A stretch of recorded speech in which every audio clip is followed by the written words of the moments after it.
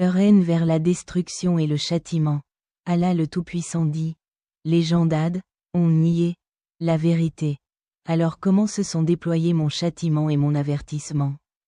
En effet, nous avons envoyé sur eux un vent hurlant un jour de malheur continu, extrayant les gens comme s'il étaient des troncs de palmiers déracinés.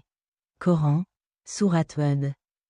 67 à 69, lorsque les habitants d'Ad rejetèrent le message du prophète Hud, Allah envoya sur eux un vent violent et hurlant qui fut un jour de malheur continu, leur infligeant un châtiment dévastateur. Le vent était si puissant qu'il a déraciné les gens, les soulevant dans les airs et les projetant à terre, provoquant de graves destructions.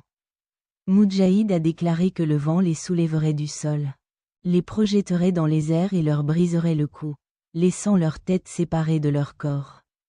D'autres disaient que le vent les avait arrachés de leurs habitations, les avait jetés et laissé les creux où ils se trouvaient comme s'il s'agissait de racines renversées de palmiers. Dans un autre verset, Allah décrit plus en détail leur châtiment en disant: Mais quand ils virent que c'était un nuage approchant de leur vallée, ils disent: C'est un nuage qui nous apporte de la pluie.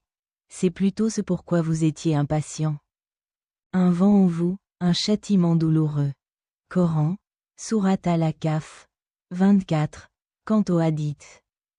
Il raconte comment le prophète Muhammad, que la paix soit sur lui, a mentionné le châtiment infligé aux habitants de Had, dit-il. Nasrat, aidé par le vent froid et détruit par Ad-Dabour. Le vent froid fut la cause de la victoire du peuple du prophète Hud, et Ad-Dabour fait référence à la destruction du peuple de Had. En plus de ces récits, Aïcha, qu'Allah l'agrée, l'épouse du prophète, a décrit qu'elle n'avait jamais vu le prophète, que la paix soit sur lui, rire d'une manière qui révélerait ses molaires. Il ne ferait que sourire. Lorsqu'il voyait des nuages ou des vents, elle remarquait que son expression changeait parce que les vents étaient un moyen de punition pour les habitants de Had. 81.